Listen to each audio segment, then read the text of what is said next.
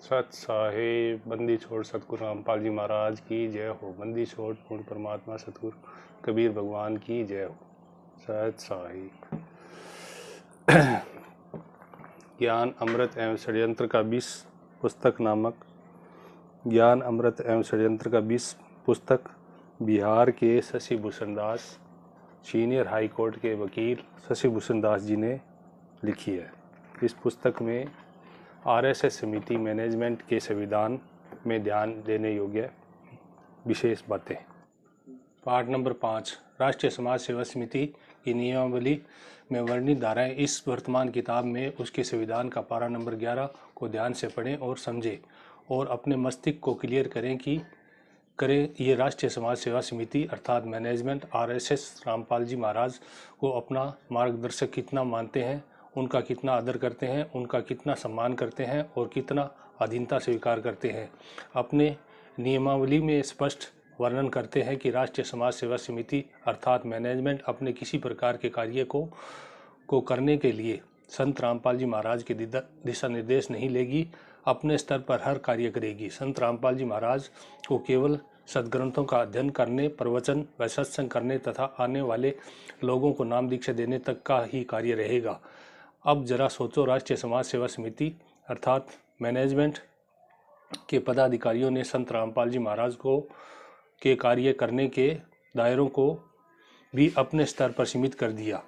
उनके ऐसे आचरण से अपने मस्तिष्क पर निष्फल बल देकर निर्णय लो कि ये सतगुरु देव जी की अधीनता को कितना स्वीकार की है, उन्हें कितना आदर करते हैं, कितना सम्मान देते हैं।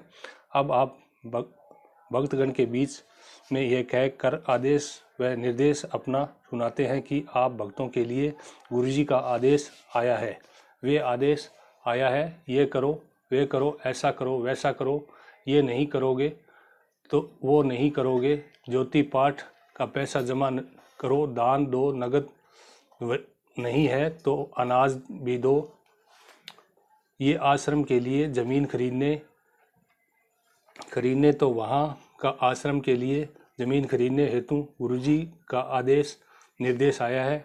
अरे माया के पुजारियों, राष्ट्रीय समाज सेवा समिति अर्थात मैनेजमेंट वालों, तुमने अपने संविधान में किसी तरह का कार्य करने के लिए गुरुजी का दिशा निर्देश लेने से इनकार किया, मना ही किया गया है, तो फिर भक्तों के समक्ष गुरुजी का आदेश निर्देश आने का व्याख्यान क्यों करते हो?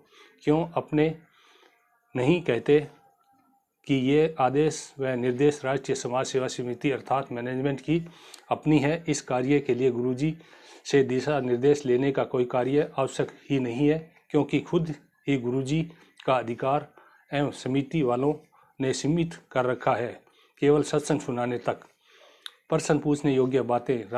आरएसएस मैनेजमेंट वाले पदाधिकारियों एवं इनके द्वारा स्थापित नाम दीक्षा केंद्रों पर एवं नियुक्त संचालकों एवं जिला या संभागीय कोऑर्डिनेटरों या राज्य कोऑर्डिनेटरों से भक्त समाज को प्रश्न पूछने चाहिए, सवाल करने चाहिए कि आप सभी को अपना नियमावली स्पष्ट कहता है कि ये किसी भी कार्य का दिशा निर्देश संत रामपाल जी महाराज से नहीं लेनी है और आप लोग वास्तव में गुरुजी से किसी भी कार्य को करने के लिए आदेश निर्देश देते ही नहीं हैं, तो फिर आप लोग भक्तों में के बीच भ्रम फैलाने के लिए, भक्तों को अपने एटीएम बनाए रखने के लिए झूठ का गुरुजी का आदेश निर्देश आया है क्यों कहते हो?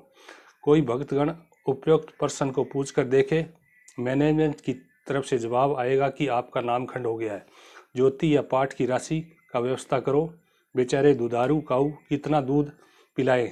जब प्रश्न पूछने से ही दूध निकालने पड़ जाए, सोचकर चुप ही रहना उचित समझते हैं। यदि ऐसे ठगों से बचना है तो इस चुप्पी पर लात मारने होंगे, क्योंकि सतगुरु देव जी ने कहा है कि जब मच्छर शरीर का खून चूसने लग जाए तो हमें चूसने से रोकने के लिए हाथ पैर चलाने ही पड़ते हैं। सत साहिब।